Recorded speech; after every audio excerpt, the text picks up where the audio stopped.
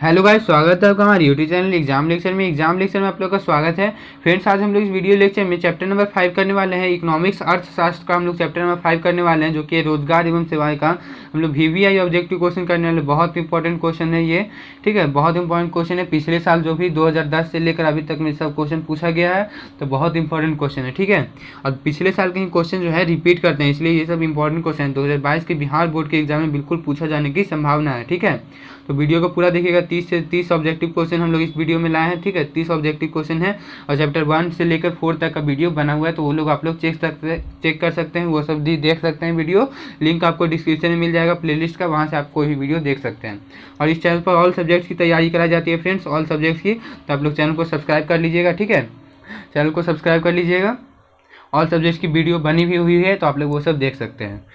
तो चलिए हम लोग स्टार्ट करते हैं हमारा वीडियो। सबसे पहले बोल रहा है हमारा क्वेश्चन, क्या बोल रहा है कि भारत अंतर्राष्ट्रीय स्तर पर किस क्षेत्र में महाशक्ति के रूप में उभर रहा है। बोल रहा है कि भारत जो है अंतर्राष्ट्रीय स्तर पर किस क्षेत्र में महाशक्ति के रूप में उभर रहा है। महाशक्ति के रूप में जो है उभर रहा है भारत अंतर्राष्ट्रीय स्तर पर। तो ऑप्शन हमारे पास है हार्डवेयर या डिस्क या सॉफ्टवेयर या लैपटॉप।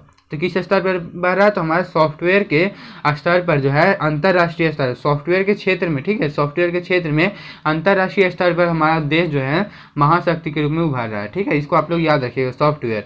उसके बाद हमारा सेकंड नंबर क्वेश्चन बोल रहा है कि नरेगा के अंतर्गत ग्रामीण मजदूरों को साल में कम से कम कितने दिन के लिए रोजगार देने की व्यवस्था है, ठीक है। तो नरेगा के बारे में आप लोग जानते हैं कि नरेगा क्या होता है। नरेगा का एक कार्ड होता है, ठीक है। तो नरेगा के सबसे पहले हम लोग फुल फॉर्म जानते हैं, ठीक है। नरेगा का फुल फॉर्म जानते हैं। इसको तो सबसे पहले तो नरेगा भी बोल सकते हैं, मनरेगा भी बोल सकते हैं, ठीक है, मनरेगा। तो नरेगा का स्पेलिंग क्या होता है, RNREGA, ठीक है, ये भी लिख सकते हैं, या फिर MGN, उसके बाद ये पूरा, ठीक है, NREG और ए, ठीक है, ये भी लिख सकते हैं, ये भी लिख सकते हैं, दोनों एक ही चीज़ है, ठीक है। तो इसका फुल फॉर्म क्या होता है, तो MGNREGA, ठीक है, मनरेगा इसको बोलते हैं, ठीक है। तो इसका फुल फॉर्म क्या होता है, the Mahatma Gandhi national rural employment guarantee act, ठीक है। द महात्मा गांधी, यहाँ से एम से महात्मा हो गया, गांधी जी से, फिर उसके बाद एक मिनट कलर चेंज कर लेते हैं। हाँ, तो देखिए, एम से हो गया हमारा महात्मा, जी से हो गया गांधी, एन से हो गया हमारा national rural employment guarantee act, ठीक है। इसका मतलब क्या हो गया कि महात्मा गांधी नेशनल स्तर पर, मतलब राष्ट्रीय स्तर पर, रूरल, ठीक है, रूरल मतलब गांव के लोगों को एम्प्लॉयमेंट एकदम गारंटी, मतलब गारंटी देना है, एम्प्लॉयमेंट गारंटी एक्ट, ठीक है। साल में जो है, देख लीजिए यहाँ पे बोल रहा है कि नरेगा के अंतर्गत जो है ग्रामीणों को, मजदूरों को साल में कम से कम कितने दिनों के लिए रोजगार देने की व्यवस्था है, ठीक है। इस नरेगा के अंतर्गत क्या है ना कि ग्रामीण मजदूरों को जो है साल में एकदम फिक्स अथी के लिए, जैसे कि 100 दिन इसका हो जाता है हमारा सही जवाब, कि 100 दिन के लिए जो है, कम से कम 100 दिन के लिए रोजगार देने की व्यवस्था है नरेगा के अंतर्गत। नरेगा का कार्ड बनता है, ठीक है। ये सब आप लोगों को पता होना चाहिए, ठीक है, बहुत इंपॉर्टेंट ये क्वेश्चन है, इसको आप लोग VVI रख लीजिए। पूछ देता है कितने साल में कम से कम कितने दिनों के लिए रोजगार देने की व्यवस्था है, तो 100 दिनों के लिए व्यवस्था है, ठीक है। इसको आप लोग ध्यान रखिएगा। आप लोग समझ गए नरेगा क्या होता है। एक बार आप लोग कमेंट बॉक्स में कमेंट लिख दीजिएगा, नरेगा का फुल फॉर्म क्या होता है, वो आप लोग कमेंट बॉक्स में कमेंट लिख दीजिएगा, ताकि आप लोग टाइप करने से ना, मतलब लिखने से कोई भी चीज़ याद हो जाता है अच्छा से, ठीक है। तो नरेगा का फुल फॉर्म आप लोग लिख लीजिएगा, आप लोग कॉपी में लिख लीजिएगा, उसके बाद कमेंट बॉक्स में कमेंट करिएगा, ठीक है, ताकि मुझे ही पता चले कि आप लोग एक्टिव हैं। तो अब थर्ड नंबर क्वेश्चन बोला है कि निम्न में से कौन जो है बीमारू राज्य है। निम्न में से कौन बीमारू राज्य है। ऑप्शन है बिहार, मध्य प्रदेश, उड़ीसा, इनमें से सभी। यहाँ पे देखिए फ्रेंड्स, बीमारू राज्य क्या होता है। बीमारू राज्य में जो है हमारे 4 स्टेट्स आते हैं। 4 स्टेट्स मतलब 4 राज्य होता है। स्टेट्स मतलब क्या होता है, राज्य, ठीक है। तो हमारे बिहार मतलब कि सॉरी बीमारू राज्य में जो है 4 स्टेट्स होते हैं। कौन कौन से स्टेट्स हैं हमारे, तो एक हो जाएगा हमारा बिहार है एक स्टेट, ठीक है। उसके बाद मध्य प्रदेश, MP, फिर उसके बाद UP उत्तर प्रदेश, और उसके बाद जो है हमारा राजस्थान, ठीक है। यहाँ पे पूरा लिखने का जगह नहीं है, तो ठीक है। तो यहाँ पे देख लेते हैं ऑप्शन कौन कौन से है, निम्न में से कौन जो है बीमारू राज्य है। तो एक है बिहार दिया हुआ है, ठीक है। उसके बाद मध्य प्रदेश दिया हुआ है। उसके बाद यहाँ पे एक ऑप्शन थोड़ा सा गलत दे दिया है, ठीक है। यहाँ पे उड़ीसा नहीं होगा, मध्य प्रदेश, यहाँ पे राजस्थान आप लोग दे दीजिए, ठीक है। यहाँ पे राजस्थान या फिर यूपी, कुछ भी दे सकते हैं, राजस्थान और यूपी। इस बीमारू राज्य के अंतर्गत जो है 4 स्टेट्स आते हैं। 4 स्टेट्स कौन कौन, तो बिहार, मध्य प्रदेश, उत्तर प्रदेश और राजस्थान, ये 4 स्टेट्स जो है बीमारू राज्य के अंतर्गत आते हैं ठीक है। यहाँ पर अगर यूपी रहता है या राजस्थान रहता है, कोई भी रहता है, तो इसका सही जवाब कौन सा हो जाएगा, तो इनमें से सभी। तो हमारा सी में ये वाला ऑप्शन नहीं होगा, यहाँ पे गलत दिया हुआ है, ठीक है। उसके बाद ऐसा ही एक और क्वेश्चन है, आगे देख लीजिए। बीमारू का फुल फॉर्म क्या है, BIMARU, ठीक है। बीमारू का मतलब ये शॉर्ट में लिखा हुआ, तो BI से हो गया बिहार, MA से हो गया MA से हो गया मध्य प्रदेश। मध्य प्रदेश का स्पेलिंग क्या होता है, MA, ठीक है। तो MA हो गया ना मध्य प्रदेश, ऐसे लिखा था ना मध्य प्रदेश। तो MA से हो गया मध्य प्रदेश, R से राजस्थान, U से उत्तर प्रदेश। ये आप लोग समझ गए। तो कौन बीमारू राज्य नहीं है, ये क्वेश्चन में हमारा बोल रहा है। तो इसका ऑप्शन देख लेते हैं, बिहार, उड़ीसा या कर्नाटक या उत्तर प्रदेश। यहाँ पर देखिए उड़ीसा के जगह पे हम आपको बताते हैं कि कुछ और डालना है, यहाँ पे उड़ीसा नहीं होगा, यूपी हो जाएगा, या फिर कुछ और भी, आप चार में से कुछ और भी डाल सकते हैं, ठीक है। तो यहाँ पे क्वेश्चन थोड़ा सा प्रॉब्लम है। या फिर उड़ीसा भी अगर आप लोग को क्वेश्चन एग्जाम में दे दिया जाता है तो आप लोग उसको अंदाज कर दिएगा, ठीक है। आप लोग समझ लीजिए कि उड़ीसा भी जो है एक बीमारू राज्य, ऐसा आप लोग समझ लीजिएगा। तो इसका देखिए सही जवाब कौन सा हो जाएगा, हमारा कर्नाटक बिल्कुल सही जवाब हो जाएगा, जो कि बीमारू राज्य नहीं है। कर्नाटक जो है बीमारू राज्य नहीं है, ठीक है। ये आप लोग ध्यान रखिएगा। मध्य प्रदेश भी बीमारू राज्य, उड़ीसा भी बीमारू राज्य, और बिहार भी बीमारू राज्य, उड़ीसा नहीं है, ठीक है। इसके जगह पे ये अगर क्वेश्चन ऐसे भी दे देता है तो ये पूछा गया क्वेश्चन है, ठीक है। तो ऐसे दे देता है तो आप लोग घबराइएगा नहीं। उसके बाद 5 नंबर हमारा क्वेश्चन बोल रहा है कि किस क्षेत्र को द्वितीयक क्षेत्र कहा जाता है। जो बोल रहा है किस क्षेत्र को जो है द्वितीयक क्षेत्र कहा जाता है, किस क्षेत्र को द्वितीयक क्षेत्र कहा जाता है, तो उद्योग क्षेत्र को जो है हमारा C नंबर बिल्कुल से जो हो जाएगा, उसको द्वितीयक क्षेत्र बोला जाता है। द्वितीयक क्षेत्र, ये क्षेत्र के बारे में आप लोग पूरा वीडियो देख लीजिएगा, उसमें आप लोग को समझ में आ जाएगा। पूरा वीडियो लास्ट होते होते आप लोग को क्षेत्र के बारे में समझ में आ जाएगा, सेवा क्षेत्र, ये सब सारे चीज़ों के बारे में आप लोग को पता चल जाएगा। प्रथम क्षेत्र या द्वितीय क्षेत्र या तृतीय क्षेत्र, ठीक है। तो हमारा द्वितीय क्षेत्र कौन सा है, तो उद्योग बिल्कुल हमारा सही जवाब हो जाएगा। उसके बाद 6 नंबर क्वेश्चन बोल रहा है कि ऊर्जा के मुख्य स्रोत क्या है। ऊर्जा के जो है मुख्य स्रोत क्या है, कोयला है या पेट्रोलियम है या विद्युत है या इनमें सभी है। तो देखिए फ्रेंड्स, यहाँ पर जो है हमारा कोयला से भी ऊर्जा मिलता है, पेट्रोलियम से भी ऊर्जा मिलता है और विद्युत से भी ऊर्जा मिलता है। तो इसका सही जवाब कौन सा हो जाएगा, तो इनमें सभी हमारा D नंबर बिल्कुल सही जवाब हो जाएगा। D नंबर सही जवाब हो जाएगा, याद रखिएगा। इन सब तीनों से हमें जो है स्रोत ऊर्जा का मुख्य स्रोत है, ठीक है। उसके बाद आगे बढ़ते 7 नंबर क्या क्वेश्चन बोल रहा है कि भारत में सेवा क्षेत्र को सामान्यतः कितने भागों में बांटा जा सकता है। जो हमारा सेवा क्षेत्र है, सेवा क्षेत्र कौन से, तृतीय क्षेत्र में आता है, ठीक है। याद रखिएगा, जो सेवा क्षेत्र है वो हमारा तृतीय क्षेत्र में आता है, ठीक है। तो सेवा क्षेत्र को जो है 2 भागों में बांटा जा सकता है, ठीक है। 2 भागों में हमारा सेवा क्षेत्र को बांटा जा सकता है, ठीक है। तो याद रखिएगा, सेवा क्षेत्र को 2 भागों में बांटा जा सकता है। अब 1 नंबर क्वेश्चन क्या बोला है कि बिहार एक राज्य है। बिहार जो है वो एक राज्य है, उद्योग प्रधान है या पशुपालन प्रधान है या खनिज प्रधान है या कृषि प्रधान है।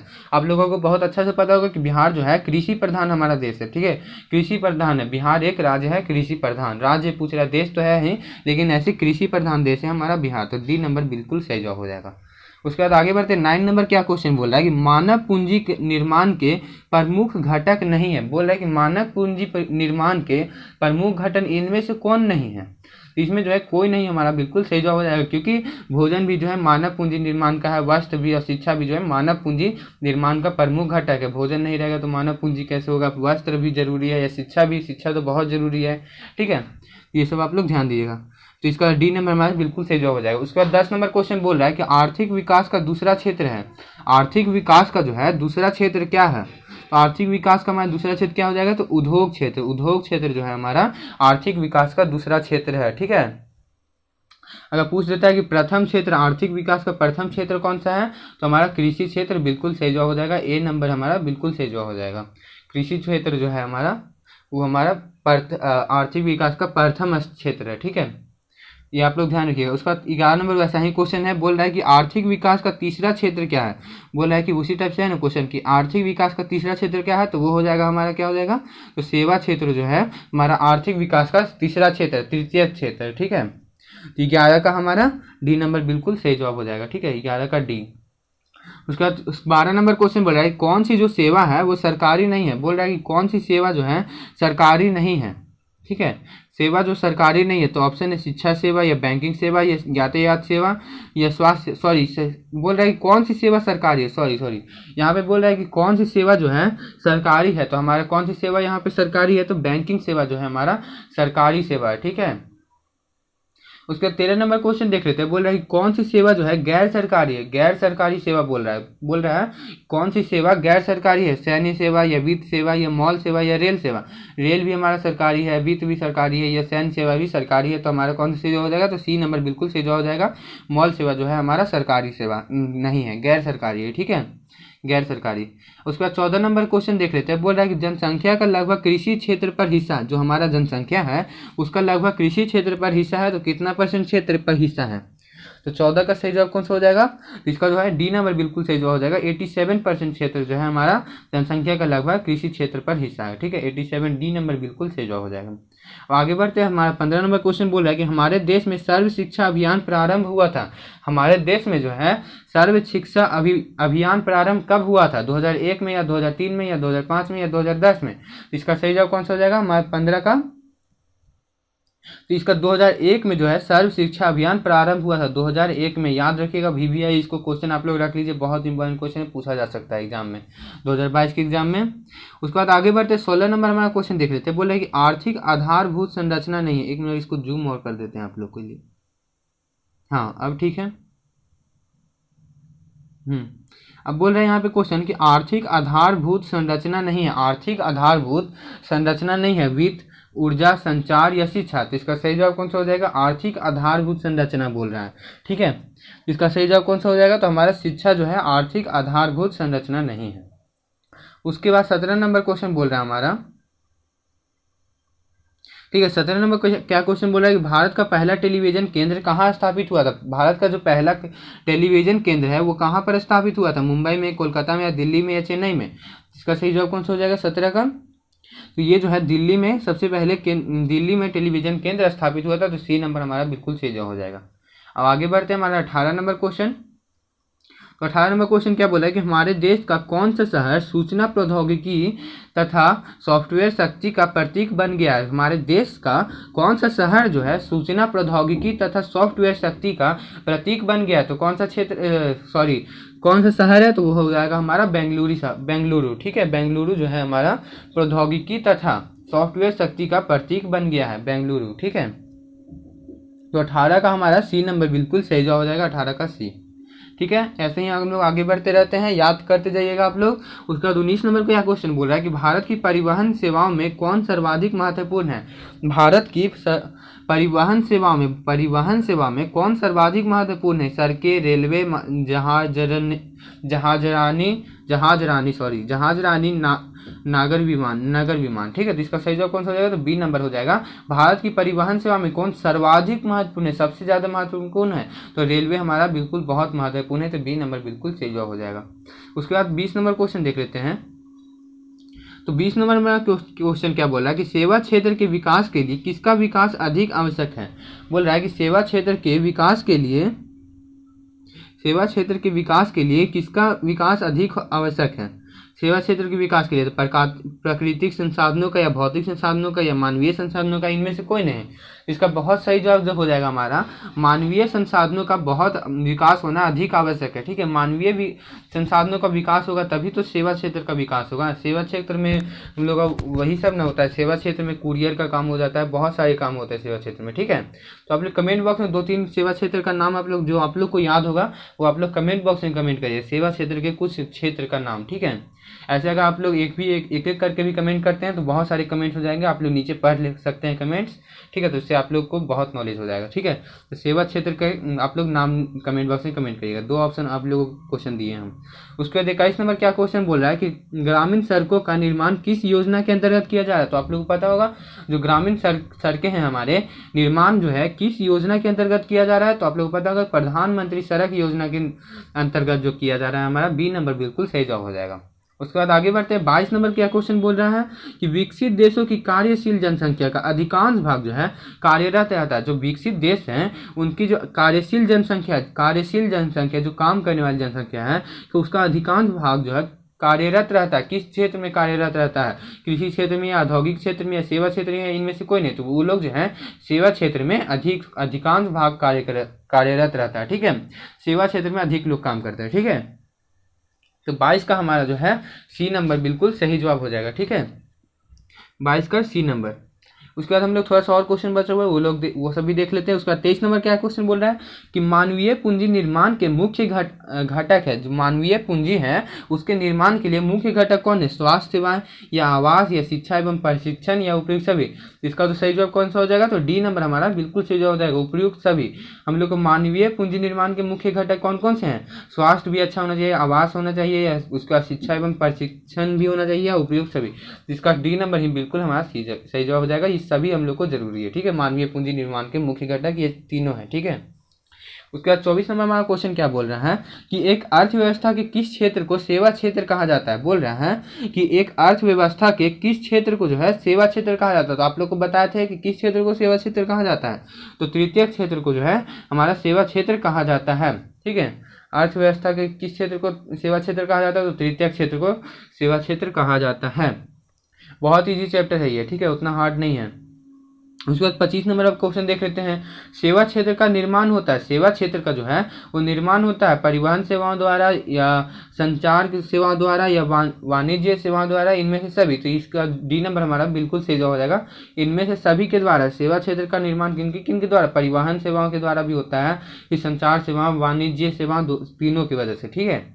तो 25 का हमारा डी नंबर बिल्कुल सही जवाब हो जाएगा, 25 का डी।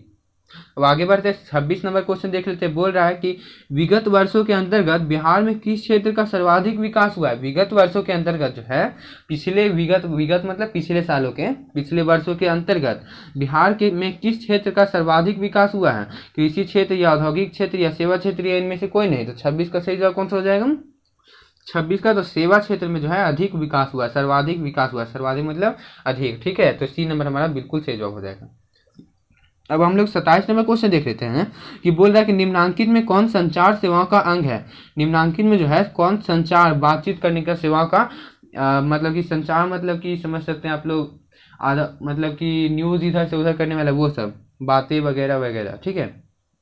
तो आप लोग ऑप्शन समझ जाइएगा। देखिए ऑप्शन दिया हुआ समाचार पत्र या टेलीफोन या टेलीविजन, ये सबसे आप लोग क्या मिलता है? कुछ न्यूज़ वगैरह मिलते हैं ना।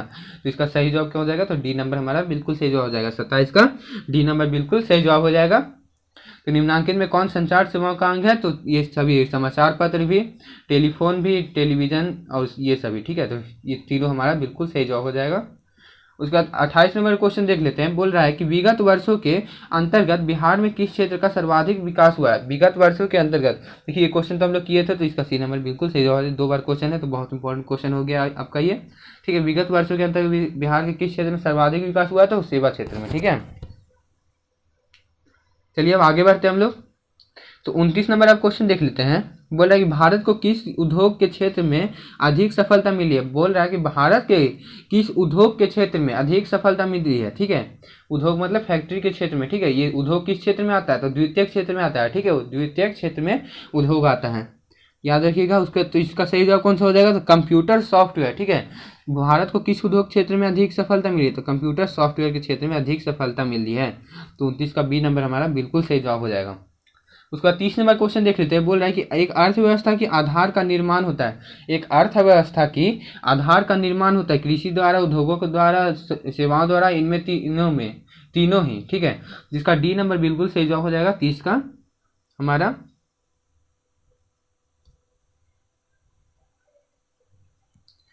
सॉरी देख लीजिए 30 नंबर का क्वेश्चन हम आप लोगों को कमेंट बॉक्स में बता देंगे कि इसका सही जवाब क्या हो जाएगा। इसमें थोड़ा सा कन्फ्यूजन है, ठीक है। इसको आप लोग कमेंट बॉक्स में हम कमेंट करके पिन डाल देंगे, ठीक है। तो इसको बाद में देखते हैं। उसके बाद 31 नंबर क्वेश्चन देख लेते हैं। 31 नंबर क्वेश्चन क्या बोल रहा है हमारा कि आर्थिक विकास का तीसरा क्षेत्र, आर्थिक विकास का हमारा तीसरा क्षेत्र आप लोगों को पता होगा। आर्थिक विकास का तीसरा क्षेत्र कौन सा हो जाएगा? तो हमारा सेवा क्षेत्र जो है आर्थिक विकास का तीसरा क्षेत्र है, आप लोगों को पता होगा। उसके बाद आगे बढ़ते हैं। चलिए तो 32 नंबर हमारा क्वेश्चन क्या बोल रहा है देख लेते हैं। भारत सरकार ने किस प्रकार की शिक्षा को मौलिक अधिकार घोषित कर दिया है? जो भारत सरकार है उसने किस प्रकार की शिक्षा को जो है मौलिक अधिकार घोषित कर दिया? तो प्रारंभिक शिक्षा या माध्यमिक शिक्षा या उच्च शिक्षा या तकनीकी शिक्षा। तो इसका सही जवाब कौन सा हो जाएगा? तो प्रारंभिक शिक्षा को जो है मौलिक अधिकार घोषित कर दिया, मौलिक अधिकार एकदम बिल्कुल घोषित कर दिया कि प्रारंभिक शिक्षा जो है बहुत इंपॉर्टेंट है। तो ठीक है, वीडियो अगर पसंद आया हो तो आप लोग कमेंट बॉक्स में कमेंट करिएगा कि इसका जो आप लोगों को जो सही लग रहा होगा तो आप लोग कमेंट बॉक्स में कमेंट करिएगा, ठीक है। इसका 30 का जो आप लोग को सही लग रहा होगा उसके बाद तो हम बता ही देंगे, ठीक है, इसको हम देख के बता देंगे आप लोग को। इसको आप लोग कमेंट बॉक्स में कमेंट करिएगा। अब वीडियो अच्छा लगा तो लाइक कर दीजिएगा और चैनल को सब्सक्राइब कर दीजिएगा। अगर नए हैं चैनल पर तो चैनल को सब्सक्राइब कर दीजिएगा। डेली एक वीडियो आते हैं, आप लोग वीडियो को डेली आइएगा, ठीक है। तो आप लोग एक हमको कमेंट बॉक्स में यही बता दीजिएगा कितना बजे टाइमिंग जो है आप लोग के लिए बेस्ट रहेगा लाइव वीडियो डालने के लिए, ठीक है, लाइव के लिए, ठीक है। चैनल पर नए हैं तो सब्सक्राइब कर लीजिएगा, ठीक है। बाय।